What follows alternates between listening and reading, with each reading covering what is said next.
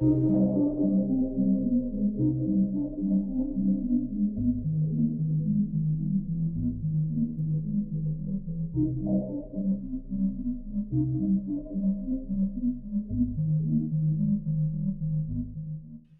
ghosties. You're listening to Not My Ghost. Not my problem. I'm Kelly. And I'm Jen. Whether you're a skeptic, a true believer, or somewhere in between, join us for a journey into the unknown. Because remember, when it comes to the paranormal, it may not be our problem, but it's certainly someone's problem.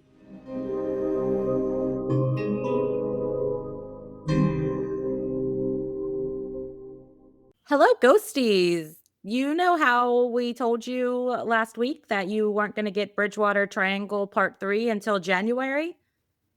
Well, we lied. Just kidding. I don't want to say we lied, Kelly. We told the truth at the time. That's true. That was the intention at the time. We just rearranged our schedule because we didn't want to make you wait that long. Sure. Yeah. Because it's great. It's great. So we just wanted to make sure that you got it in a timely manner, and we just moved some stuff around. And now you will have all 3 parts, and you don't have to go, I don't remember part 1 or part 2. Exactly. By the time we get to part 3. Exactly. And that's good. And if you haven't listened to part 1 or part 2, go back and listen to them now before listening to the rest of this episode. I don't know why anyone would start, like, even if you're brand new to the podcast, if you decide to start on an episode titled The Bridgewater Triangle Part 3 as your first episode, that is a level of don't give a fuck that I just don't understand. I am envious of anybody that can do that because I would struggle really hard. I saw someone in a grocery store one time pull out a carton of eggs to buy and not look at them to see if any were broken. I was like, what kind of psychopath are you? Yeah. How do you not do that? Seriously. But yeah, so if you are that type of person that can start in a part 3, then more power to you. I cannot. But really, you can. You'll miss the history of the location, but if you're just here for the ghost stories, then sure. Start with this episode. Who am I to tell you how to live your life? That's right. Yeah. Don't listen to us just because we have to do it a particular way. But they are, doesn't mean you do. But they are great episodes, so I do recommend to go back and listen to them. Eventually, yeah. Absolutely. Anywho, welcome to our scripted, unscripted banter. Yeah. I have a question for you, Kelly. Okay. Now, I saw this on Instagram, and I immediately took a screenshot of it because I was like, I need to put this in an episode. My question to you is, which cryptid do you think has the best sense of humor and why? I guess I got to go Chupacabra. I figured that was what you were going to say. Yeah, because, like, what is he? Yeah. What isn't he? See, I feel like the Chupacabra has an identity crisis. So I feel like he's more sad than he is funny. Oh, he's suffering rather than funny. Yeah. Yeah. I think that's a good point. I think he has an identity crisis. Not sure who he is, how to dress, whether he's going to put on his scales today or if he's going to put on his fur. There's just a lot going on. It's a lot of decisions you have to make. He's struggling. I mean, you would hate to put on your fur suit and wear your scale heels. Yeah, I mean, you can't do that. No. I mean, other than that, maybe Bigfoot, because he's always like the hide and seek champion. Yeah, I thought about Bigfoot because I definitely think Bigfoot is a troll. Like, he is trolling everyone. Yeah. Like, he knows that we're trying to capture him on camera. He does. He definitely knows. And he is just like, I'm going to give you a little glimpse. But I'm going to walk a little funny so that way everybody can analyze this video and be like, is that a human? For sure. But The other one I think is, Nessie. I think Nessie has a pretty good sense of humor. Explain. Well, kinda similar to Bigfoot of, like, I'm gonna be very elusive and, like, not let you find me, and, like, I'm gonna do this weird thing that a lot of people are gonna say is just a snake in the water or a big log, but no, it's actually me. So very similar to Bigfoot. I mean, Nessie's British, so he might have that, like, dry sense Yes, of humor. for sure, for sure. Yeah. Well, he's Scottish, not British. Scottish. Scottish? Scottish? Scottish. Scottish. Hey, Scottish. Scottish. True, true. I don't know how funny the Scots are. I do I have a friend in Scotland. She's pretty funny. I don't really know any Scottish people. The only person I can Isn't reference is Billy Boyd, who played Pippin in Lord of the Rings. Don't give me that face. I didn't know who you were talking I about. know, which is what makes me so sad that I can say Pippin and you're like, "Who? Who?"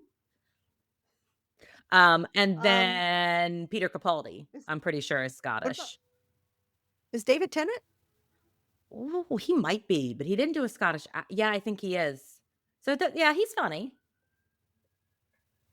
Yeah. I Yeah. think, Karen Gillian, Amy Pond was Oh, her yeah. character Yes. like, was her actual actress Scottish as I well, or think was it just the character? I don't know, maybe. I don't know, I just watched her in that what was that one horror movie she was in? I'm pretty sure you told me about it, so you should know what it's called. I just Um, watched it not that long ago. She is Scottish, by the way, I just Googled it. Oculus. I've never seen that Oh, movie, was so that I couldn't have possibly have told you. It might have been might have been Lilith. Lilith that told me about it, but yeah, I Yeah. watched it was really good, I enjoyed it. It was weird listening to her with an American accent, though. Yeah. She was in a sitcom, I think, or something Yes, at she was, once. I think it was called Selfie?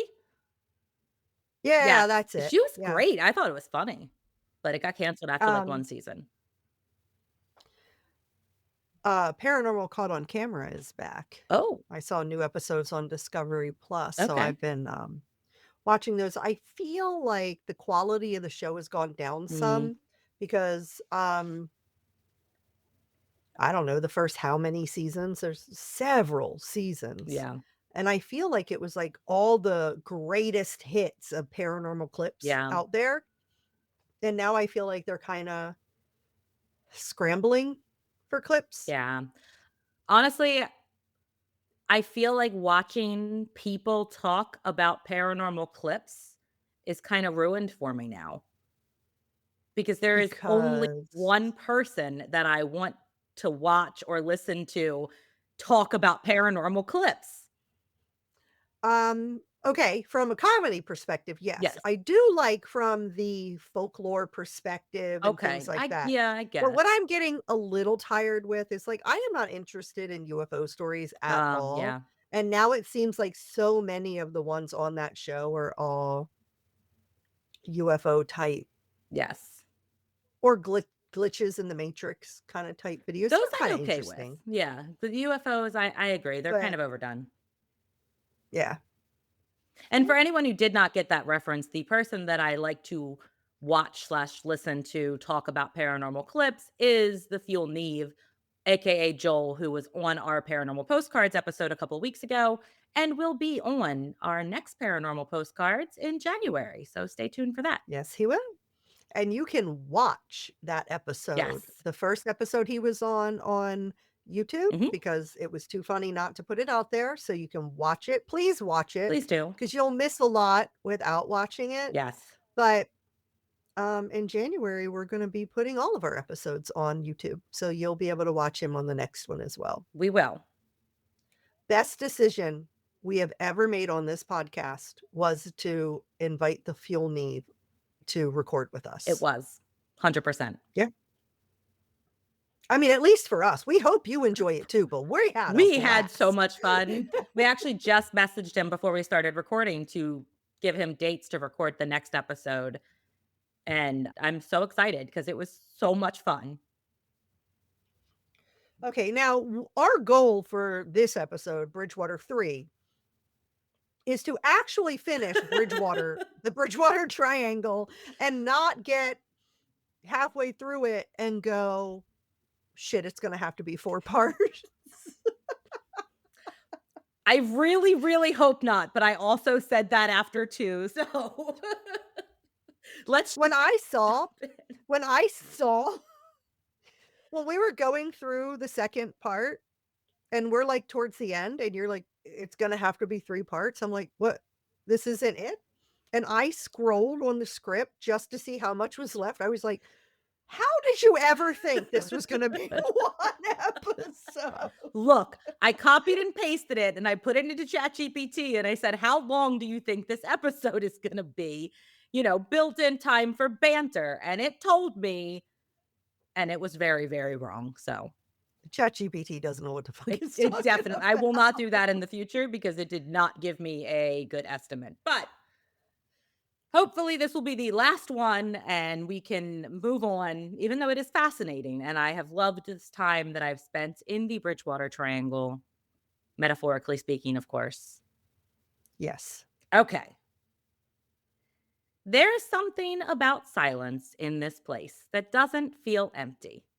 It feels aware. We've chased strange lights through the skies. We've tracked footprints in the swamps.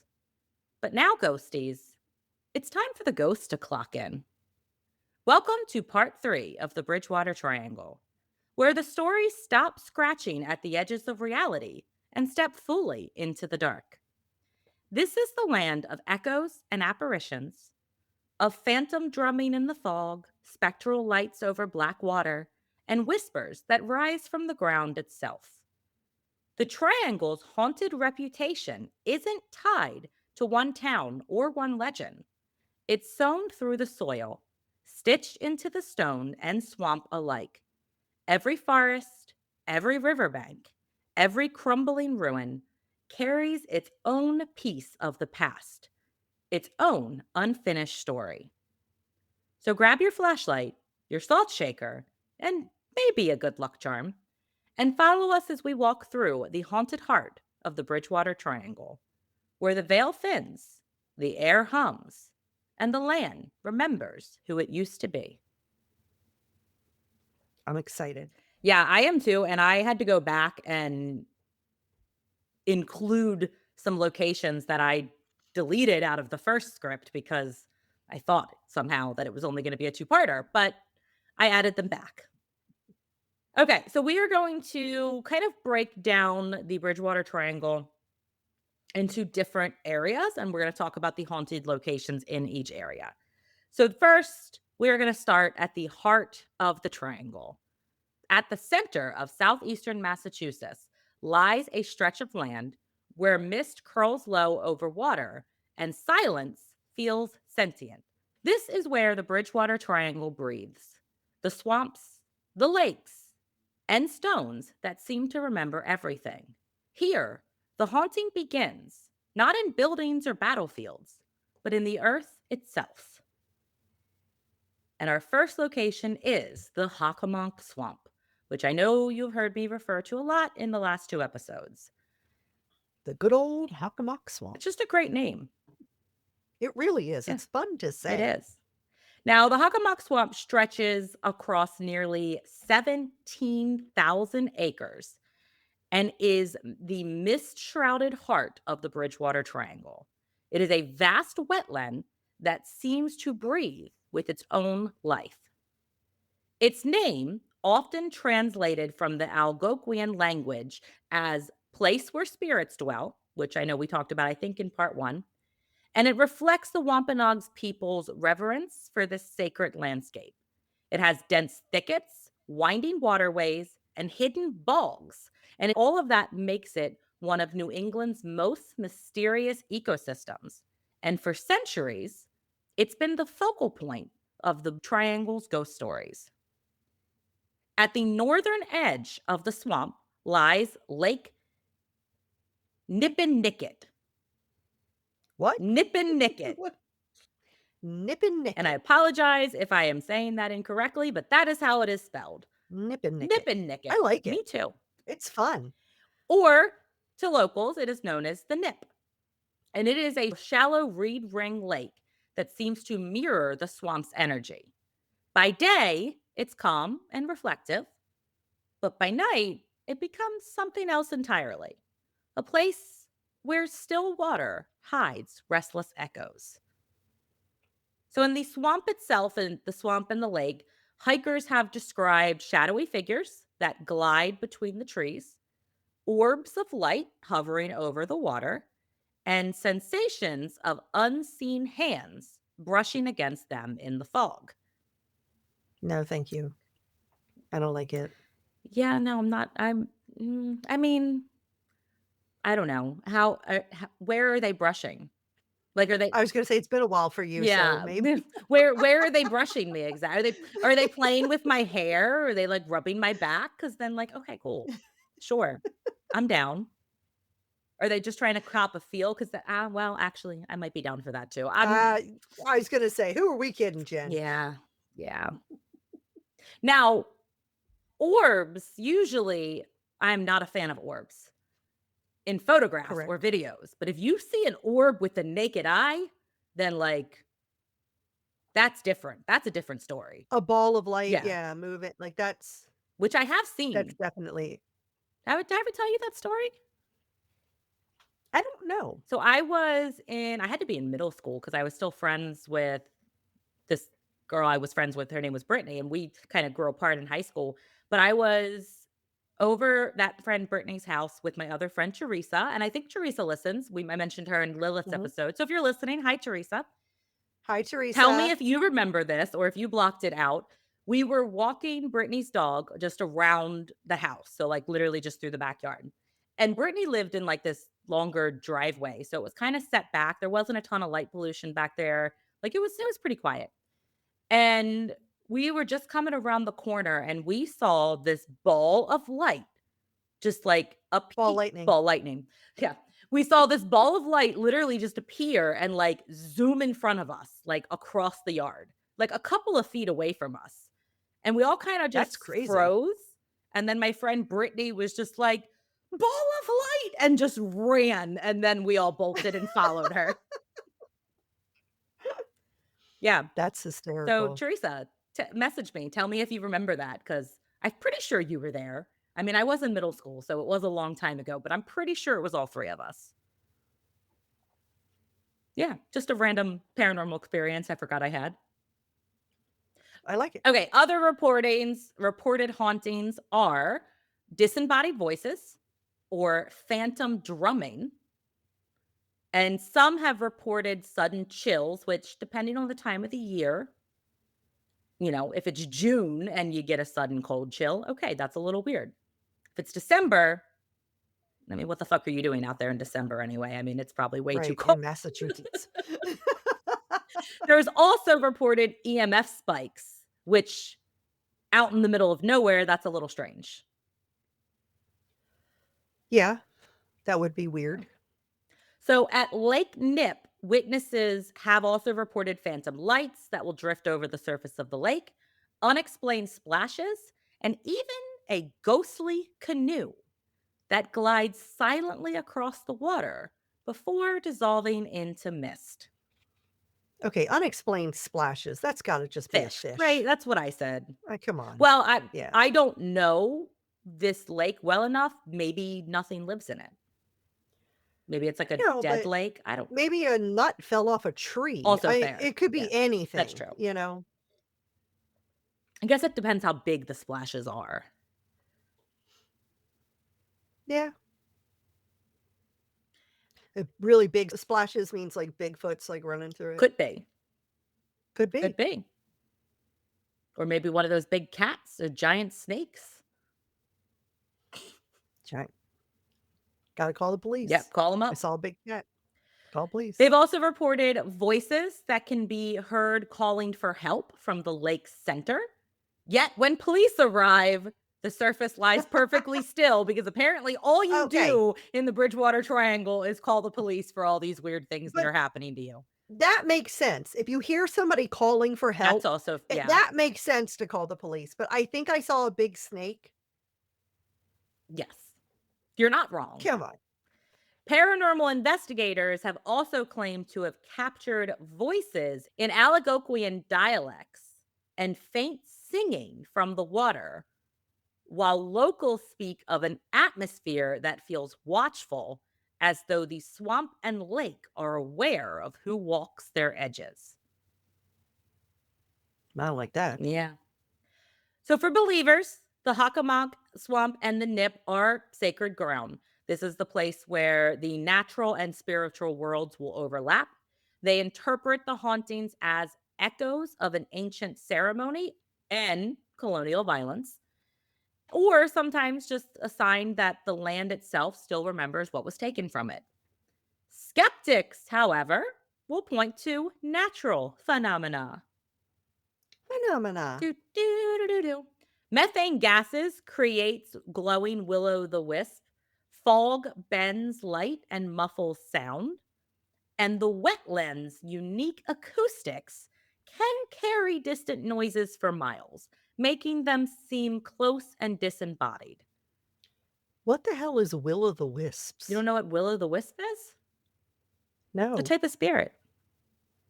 Well, it's believed to be a type of a spirit. Well, why would the oh, I don't know, I've never heard of it. They're like glowing balls of light, basically. So orbs, Basically. Probably exactly what I saw in Brittany's backyard. probably. But Yeah. so at Lake Nip, skeptics will say that reflections, the temperature shifts, and frogs will often mimic either human voices or make it look like there are figures on the shore. Okay. Yet, even those who don't believe will admit that there is something different about this place. The air feels charged, serene, yet alive, as the swamp and lake together form one living memory, holding centuries of stories just beneath the surface, waiting for something or someone to stir them. Okay, Yeah. that's interesting. I feel like I don't know how to be funny anymore after that we recorded with Joel. I don't even know how to be funny. I used to think I was a funny person, and I feel like I got nothing. I feel that too. So, Joel, you ruined us.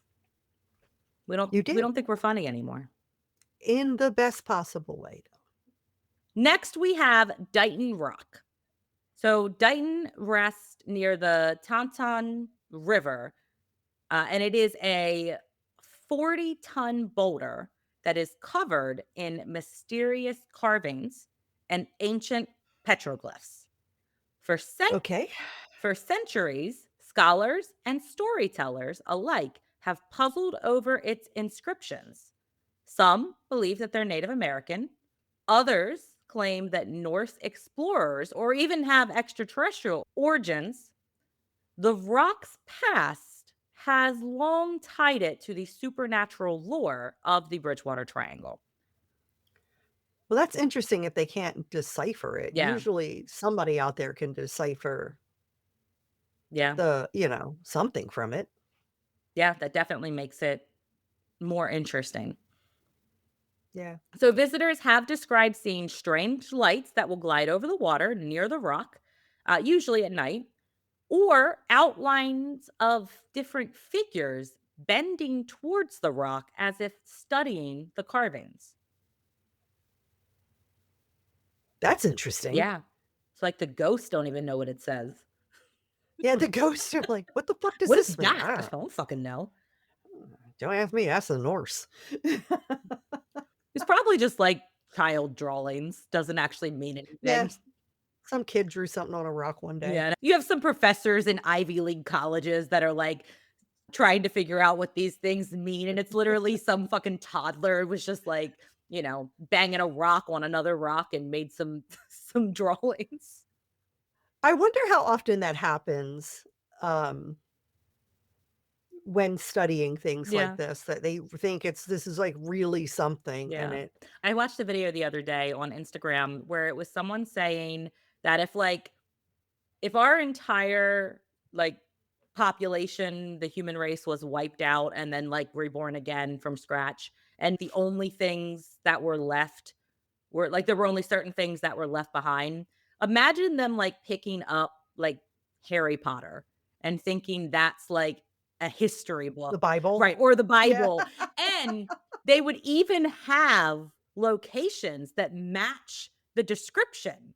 If you go to Orlando and, like, the theme Yeah, parks and, like, "Oh, well, here's fucking Hogwarts," like, it matches. It was a funny yeah. thought. If they were able to somehow, like, revive our electronics, Mm, right? Can you imagine them, like so we as humans believe that we are the most evolved creatures on Earth, right?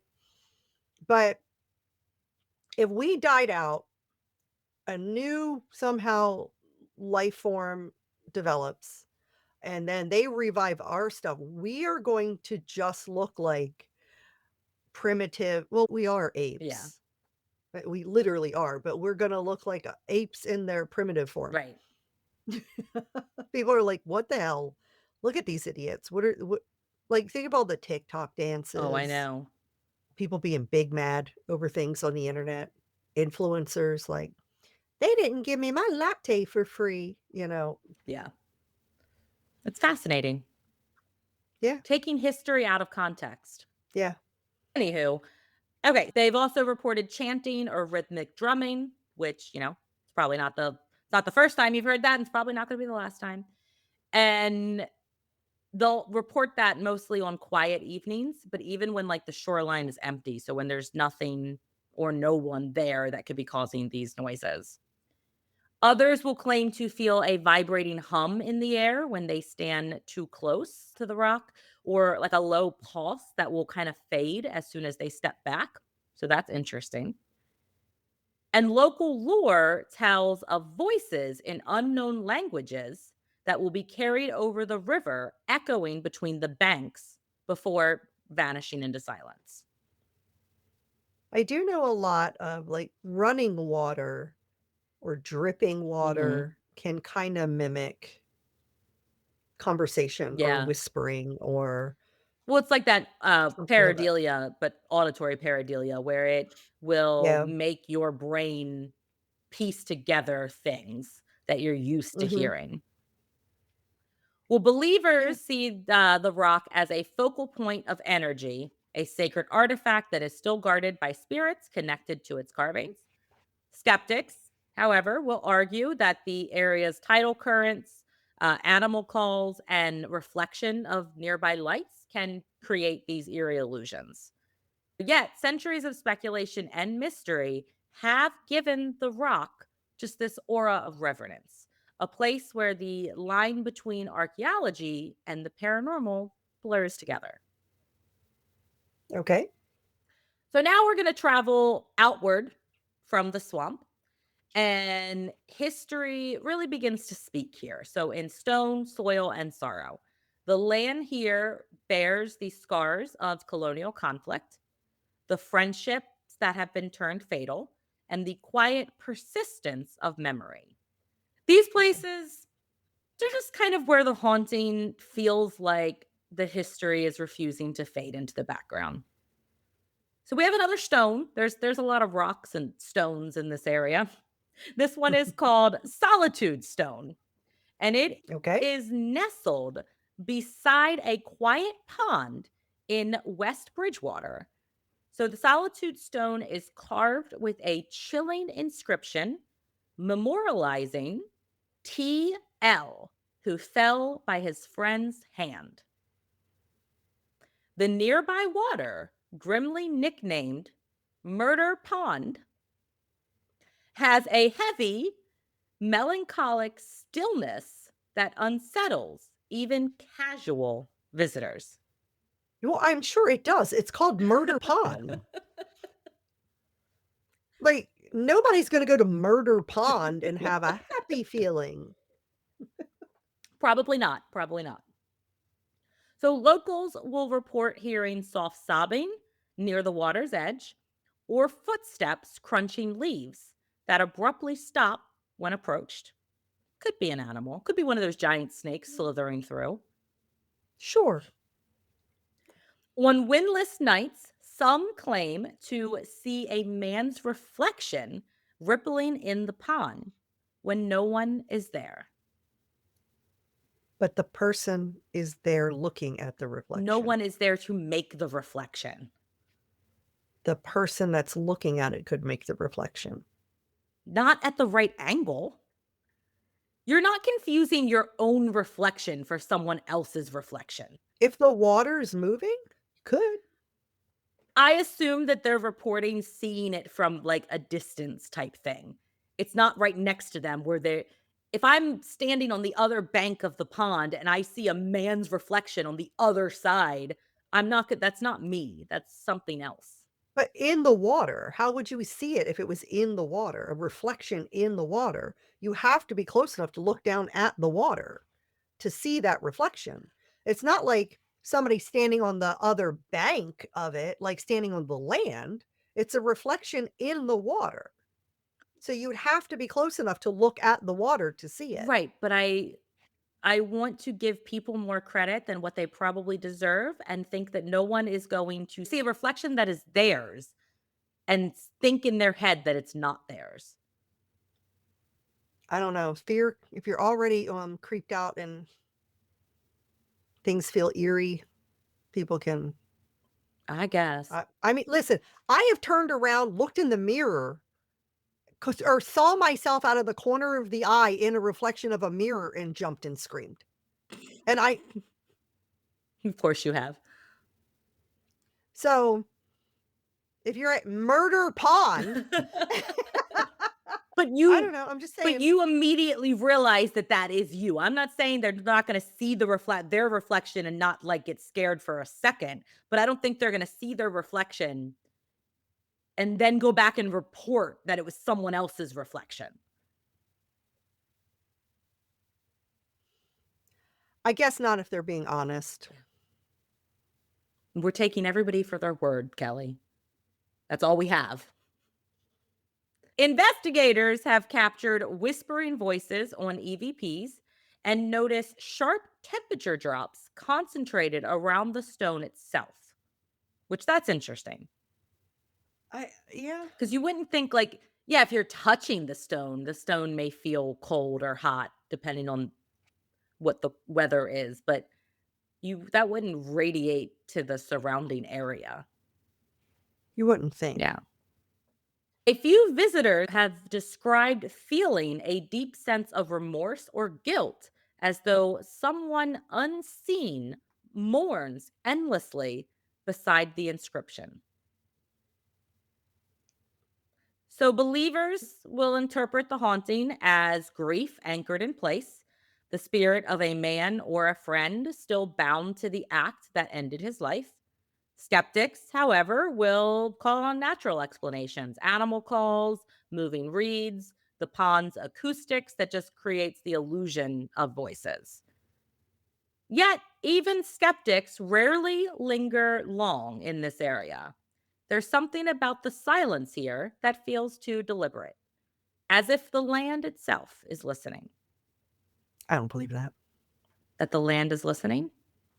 No, that skeptics don't linger there. Well, I mean, think about it. Think about it. Think about it. Think about it. We're not well, we are skeptical, but not skeptics, I guess. We would linger there. right. But we're different because we want to experience the paranormal. I look at it like my ex, who did not believe in the paranormal, but also did not want to go to paranormal locations.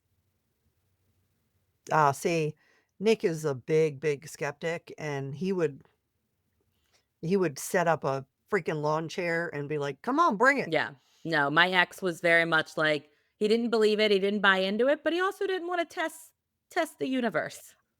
I just feel like sentences like "even skeptics" won't linger there. It depends on the skeptic, Okay, and it kind of fine. throws all skeptics into a box. Fine.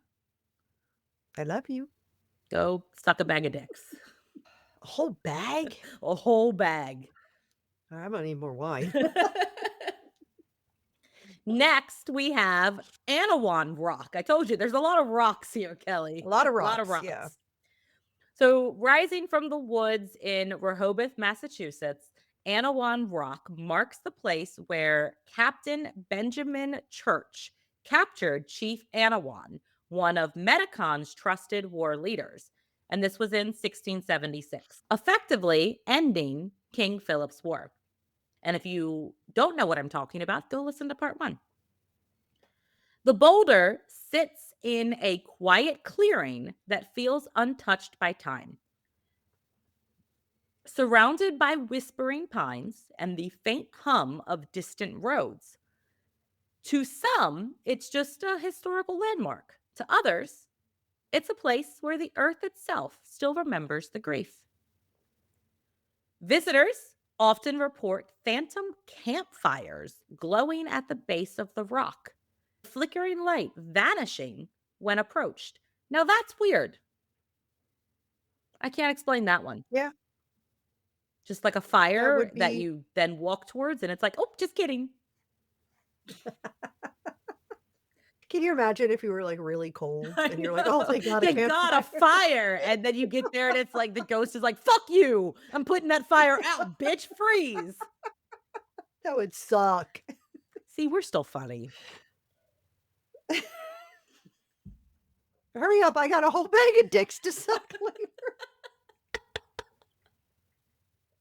There is a lot of drumming and chanting that are reported and that people will say will echo through the trees.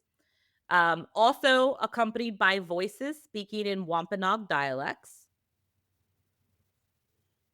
Several witnesses have described shadowy figures moving between the trees or the smell of smoke when there is no fire. So, again, kind of that phantom campfire. Yeah. So, first you smell the campfire, then you see it, and then it disappears. So, you got your hopes all the way up. Paranormal investigators have captured low rhythmic sounds on recorders and have reported feeling sudden heaviness or sorrow when standing before the boulder, which that I just think the area itself has a lot of tragic history. And I feel like you just feel that if you know the history. Well, I don't think you have to know the history of an area to feel a heaviness in an area. Well, I don't know, because, like, I guess all the places where I have felt the heaviness of an area, I have known the history. Yeah. That would be an interesting, social experiment, I Yeah, guess, it would maybe, be. like, take people to places that they've never heard of and just, like, have them spend time there and then get their feelings of the area. Yeah, that would be interesting. Yeah. So believers see Anawan Rock as sacred ground, much like a lot of the other parts of the triangle, still echoing with the anguish of surrender and loss. They view the lights and the sounds as spiritual manifestations, fragments of ceremony or memory that are bound to the site. Skeptics will suggest sound distortion or headlight reflection that could explain much of what is seen and heard. The surrounding terrain can carry noises easily, and the fog can bend distant lights into strange shapes.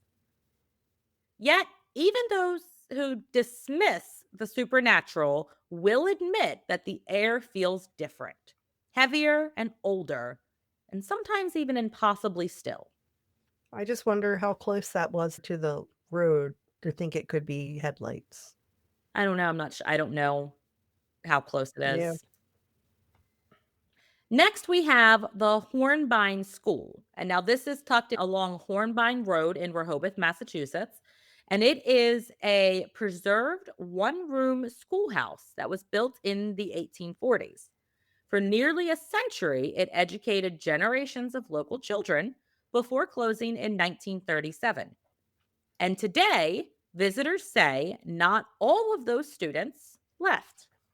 By daylight, Mm, it's a quaint museum, but after dark, the stillness turns uncanny. small museum. Yeah. Visitors and caretakers will report hearing childlike laughter echoing through an empty room, often followed by the faint creak of wooden desks shifting on their own. Passerbys at night have seen figures of children standing near the windows or darting across the lawn before fading into the trees.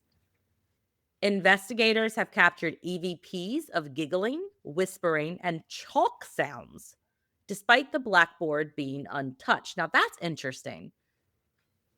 That is interesting because that has a A very very distinct distinct sound. sound. Yeah. Some visitors have even described cold drafts, which could just be poor insulation, that do seem to circle around the old teacher's desk, as though someone is still watching over the class. Okay. Believers think the school holds a residual energy of its students, replaying fragments of lessons and laughters that never truly ended, which, in my experience of what I've learned about old school buildings, there's usually not a lot Not a of lot of not laughter. yeah, not a lot of laughter. But Nah, not typically. maybe this one was different. Skeptics will point to acoustic quirks of the wooden structure, temperature shifts, and local wildlife that is creating these sounds. Still, few can shake the feeling that the Hornbein School remains quietly alive, a lesson that never ended, echoing through time. Next, we have King Philip's Cave. Hidden within the woods of Mount Hope in Bristol, Rhode Island. So it's just south of the triangle's traditional boundary, but I still thought it was important to include because it is where it is said to have been Metacom's final refuge during the last few days of the King Philip's War in 1676. Okay. The cave is a natural rock formation overlooking the bay, quiet, shadowed, and heavy with history. Aren't all caves natural rock formations? I mean, I guess you could have man made caves. I guess so, yeah. That was a dumb thing to say.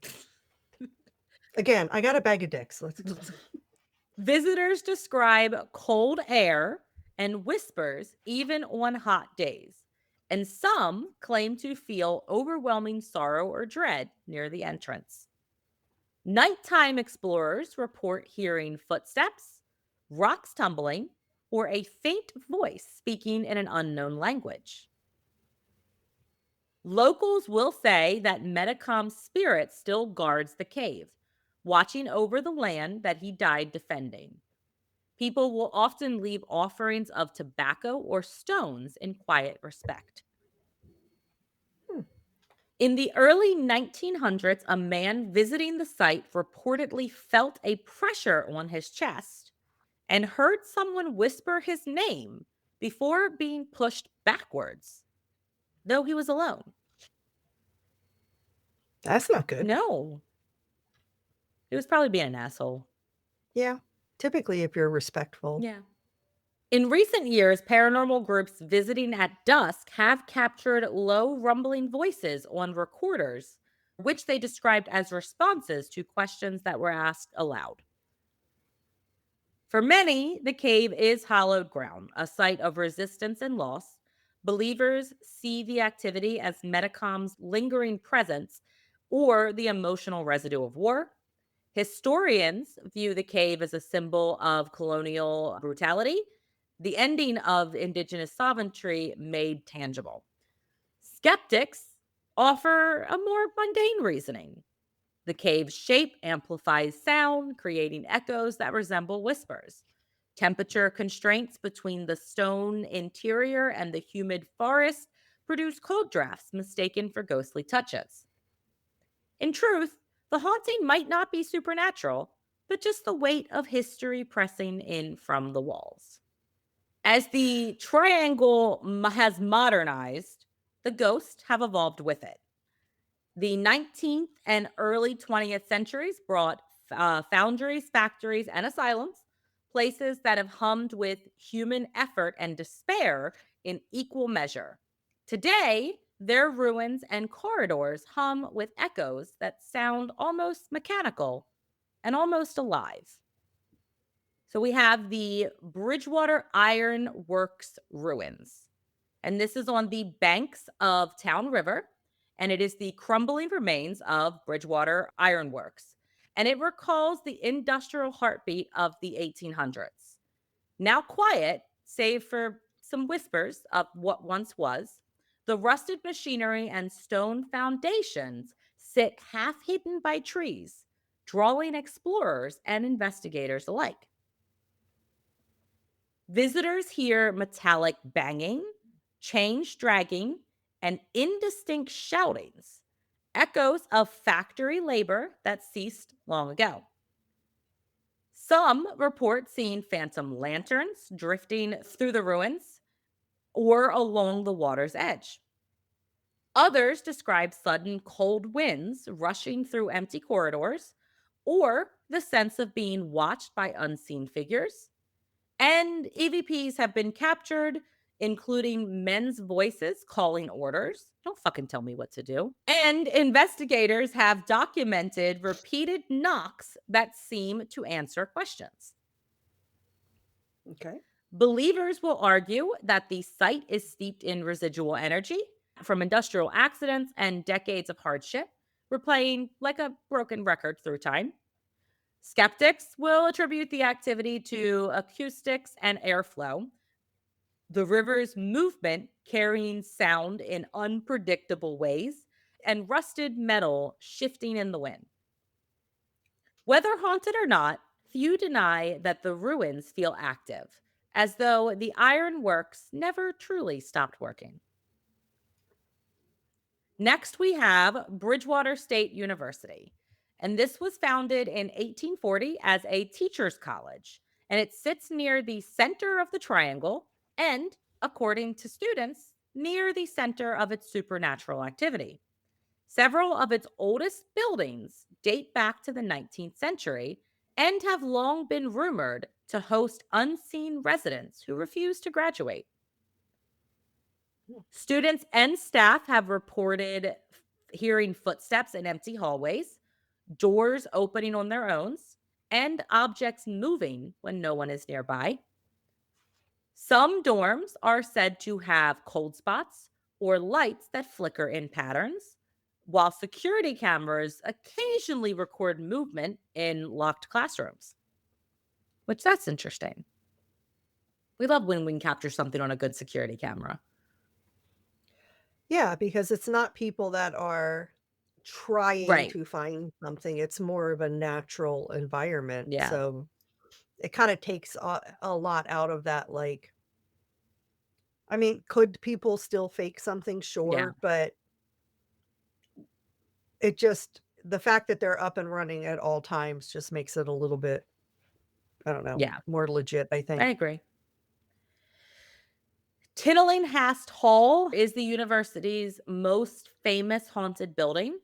Residents claim to hear whispers at night, see shadowy figures standing by their beds, and will wake up to find objects rearranged.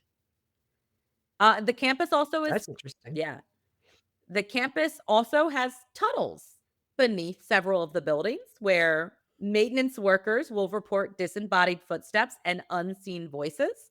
One worker said that they heard a woman's laughter that echoed through the tunnel, even though they were alone. So, I understand some of these, like, older hospitals and stuff maybe needing tunnels under it. Like, it's a lot easier to keep people calm in a hospital setting if you're not moving the bodies Right. right past them, but why would a school Maintenance, maintenance workers to get around easier. I don't know.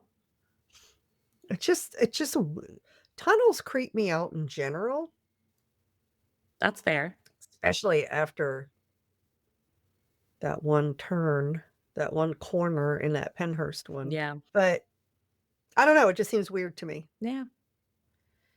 During the 1980s, a student also claimed to see a figure in old fashioned clothing that walked across the quad in the early morning mist. And when they called out to this person, it just faded into the fog. Okay. Believers think that the hauntings reflect centuries of emotional energy, stress, excitement, and loss that have all accumulated in this place. They also will point out that the university's location, which is near the Hockamong Swamp, could amplify natural spiritual activity. Skeptics will counter that old buildings creak, lights flicker from faulty wiring, and there's just that power of suggestion that will, lead the students to have all these beliefs. Both sides do agree that the campus does have a palpable atmosphere, alive with the weight of the past and the curiosity of the living. Next, we have Taunton State Hospital, and this opened in 1854. And it was a psychiatric institution that housed Well, thousands. we know that that always worked out well, especially in the 1800s It was a and great early time, Kelly. 1900s. Yeah. It was just known for just a smidge overcrowding and just a slight What? just slightly outdated treatments. Just What? nothing too horrible. I'm sure it was fine. Yeah, it was fine. Today, only a few buildings still remain standing, but their cracked walls and empty corridors do seem to echo with the memories of those who once lived there. Witnesses will report seeing apparitions in hallways, cold spots, and objects moving on their own. Many have also claimed to hear disembodied voices or footsteps on upper floors that have no one there. Some investigators describe an overwhelming sense of despair as soon as they enter the grounds. Former employees have reported that doors will slam shut on their own, equipment will turn on by themselves, even in the empty wards.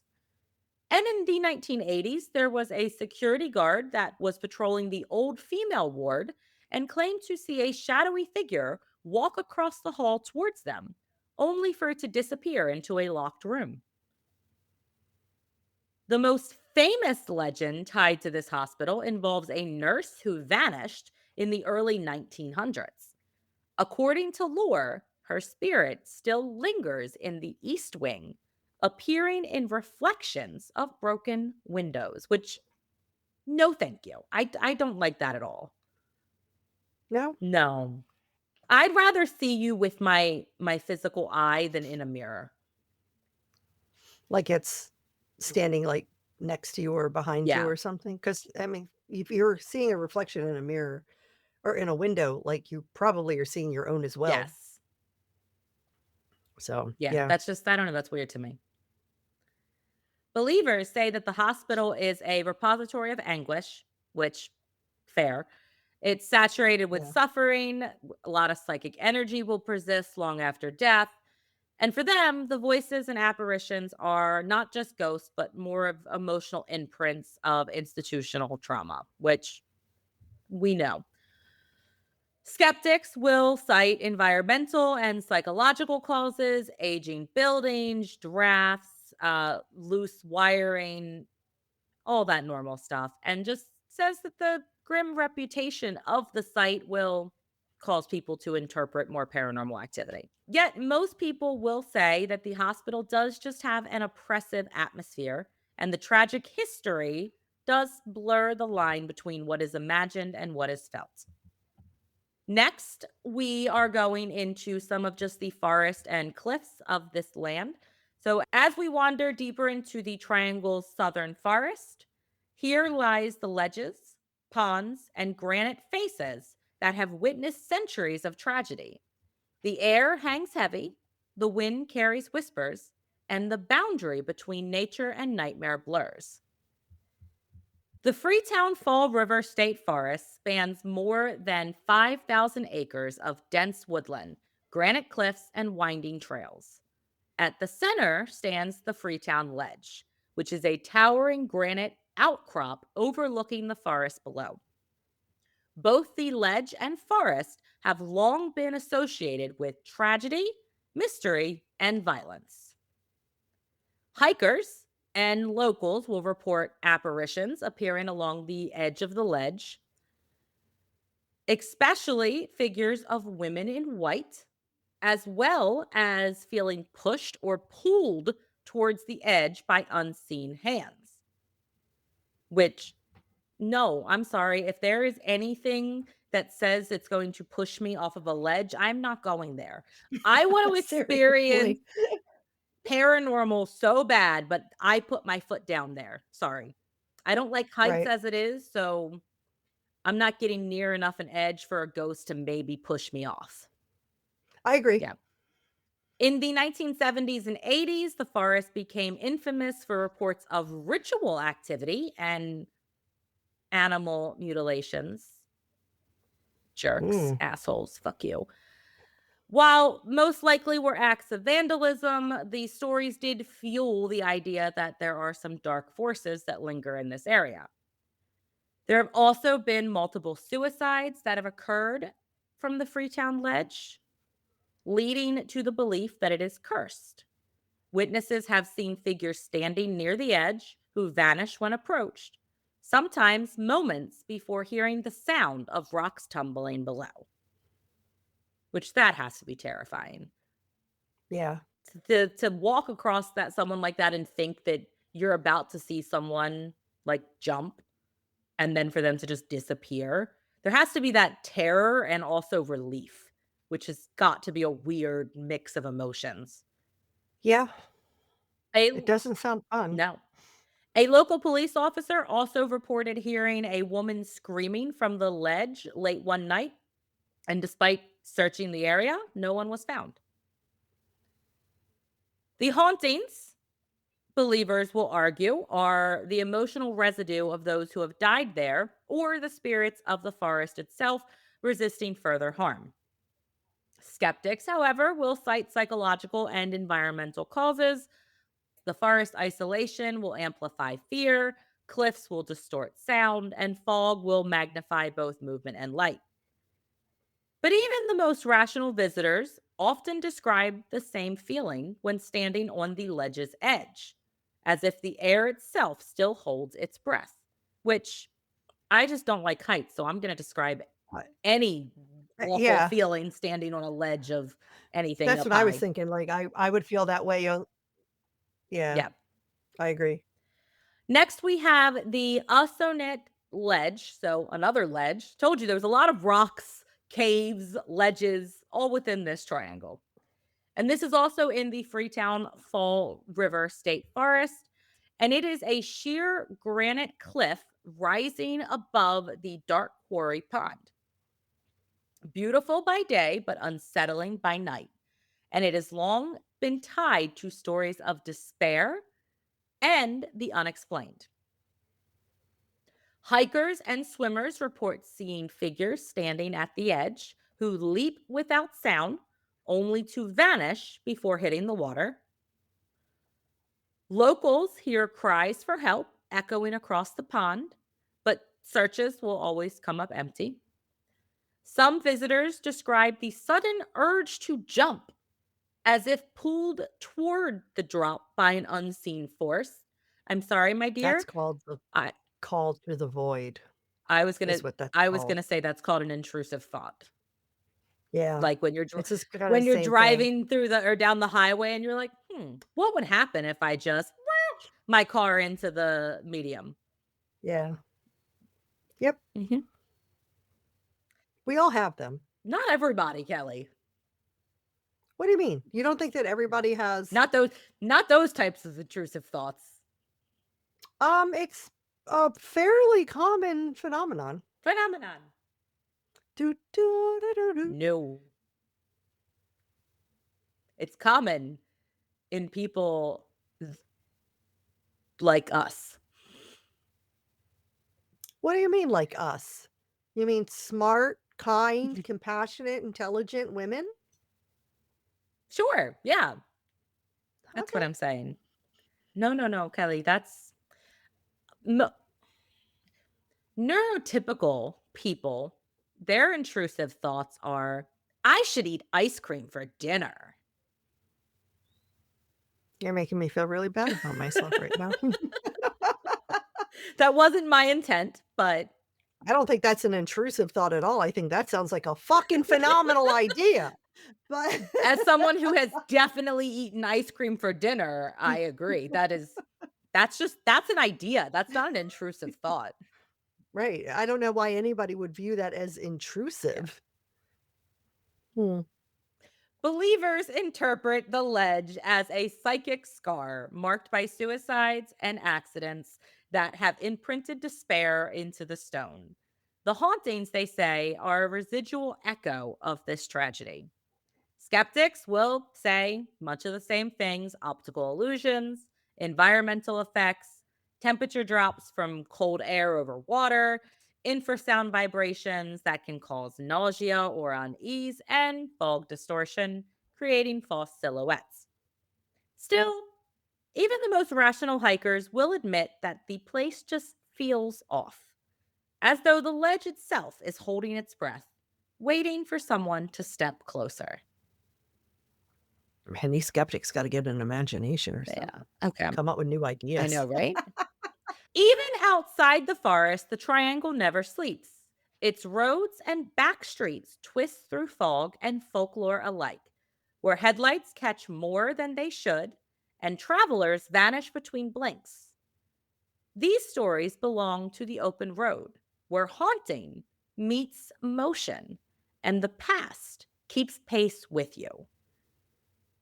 So we have a desolate stretch of Route 44 between Rehoboth and Seekonk. And this runs one up Seekonk, Seekonk. seekonk, seekonk. Seekonk. But this is where one of the most famous legends of the Bridgewater Triangle lies: the red-headed hitchhiker. This modern Okay. ghost story combines New England's eerie roads with the timeless fear of isolation and the unknown. So, on this stretch of land, drivers will describe encountering a man with bright red hair, a flannel shirt, and glowing eyes. That's new. Usually when there's a red or any kind of a person on the side of a road, it's Always always a a woman. woman. Mhm. It never occurred to me that this would be a redheaded Yep. man when you said redheaded. Yeah. And this person is standing there with his thumb out, looking for a ride. Or Listen, I'm not stopping for hitchhikers in general, but if you got glowing motherfucking eyes, if you have a yeah, I'm definitely I'm not sorry, if stopping. you were a man, I'm probably not stopping either. Right. But if you were a bear hitchhiking on the side of the road, I might pick you. Truth. Or sometimes this man isn't trying to get a ride.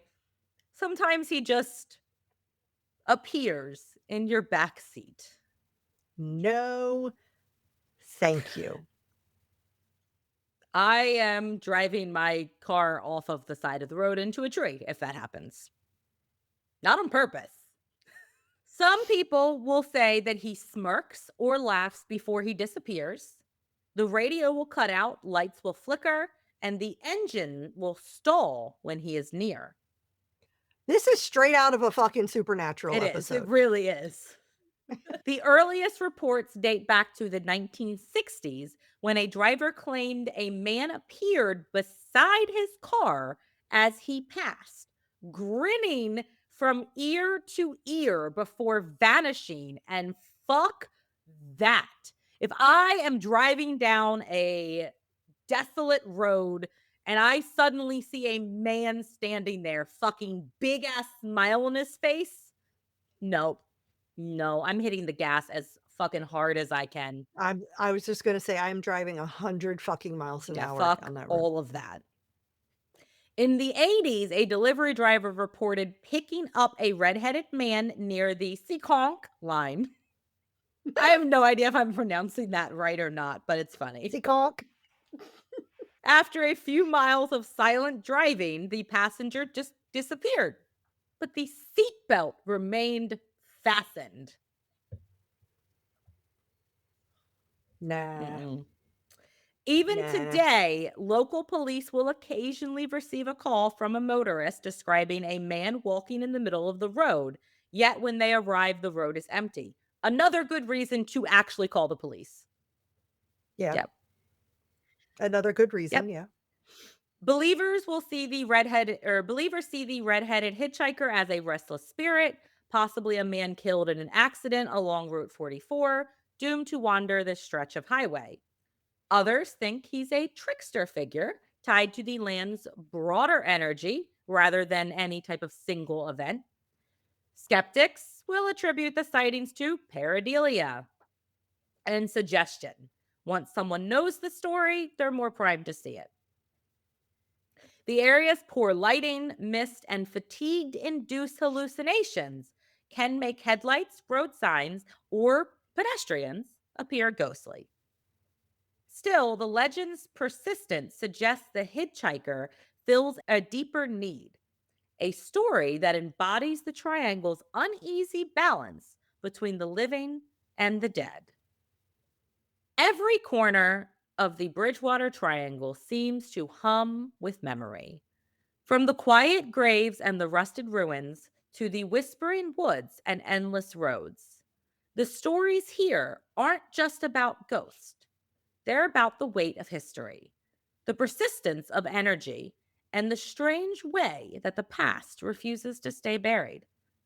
These hauntings remind us that the land remembers everything, every life, every loss, every secret. Maybe that's the true heart of the triangle. Not a curse or a portal, but a mirror, one that reflects both our fear of the unknown and our need to believe that somewhere, somehow, the story continues. And that brings us to the end of part 3 of the Bridgewater Triangle. And with it, the close of our journey through one of New England's strangest landscapes. Over the past 3 episodes, we've chased lights in the sky, followed footprints in the mud, and listened to whispers in the dark, only to find that every mystery loops back to the same truth. The triangle isn't just haunted by ghosts or monsters, but by memory itself. Maybe it's the land. Maybe it's us. Maybe it's something in between.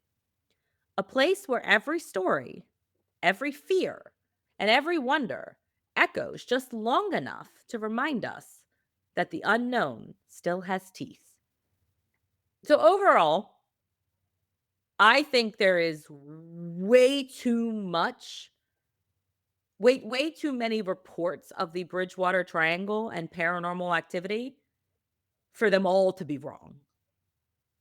I'm not saying every report and every cryptid and every light in the sky is real, but there is no way that one small area has this many reports for something not to be happening. I agree.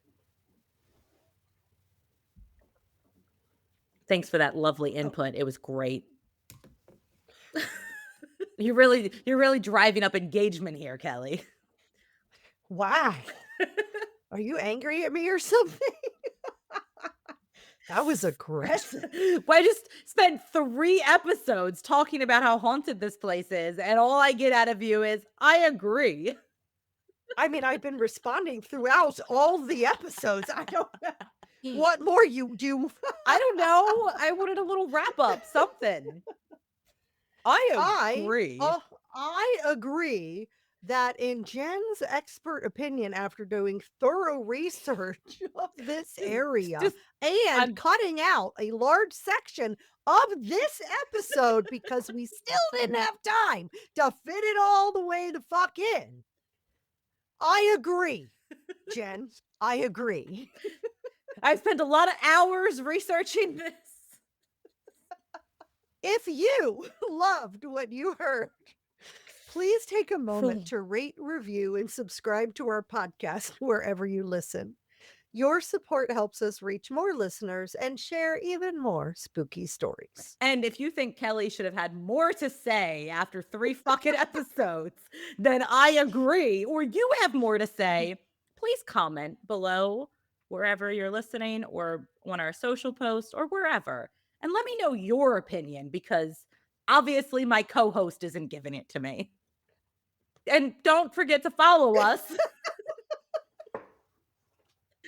on Jeez. Instagram and TikTok at Not My Ghost Podcast and on Facebook at Not My Ghost, Not My Problem. That is where you can comment on this episode's post and tell me your thoughts of the Bridgewater Triangle. So maybe I can get a little more engagement from Make it someone. lengthy, people, or Yep. you're in trouble. do not do not just say I agree or I will block you. No, I won't block you. We don't have that many we don't have that many What? listeners. Seriously. I will give you an angry emoji though if you just say I agree.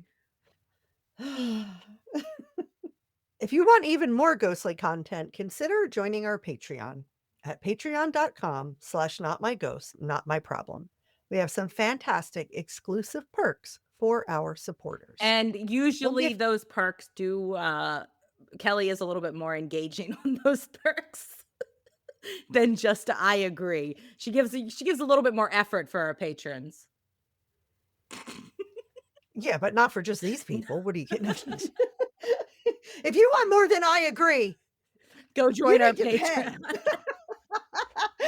I got to get paid. I'm real bitter about that, you guys. If you can't notice, Can you tell? can you My tell that I'm God. upset? She's lucky I love her. I'm not feeling so lucky right now. Go I feel suck your picked on and go bullied. suck your bag of dicks, Kelly. If you have ever had a spine-tingling paranormal encounter of your own, or have ever sucked a bag of dicks and would like to tell us about it, Please. please email us at notmyghostpodcast@gmail.com. Mhm. And you might hear your story featured on a future episode. Probably not the bag of dicks story, though. I mean, depending on how good it is. I'm not That's opposed. true. Thank you for joining us on this haunting exploration of the legends and the lingering spirits that call this place home. Remember, as you wander through the mist and the memory of this land, keep this in mind. If it's not your ghost. It's not your problem. Until next time, stay spooky. And stay skeptical. I agree.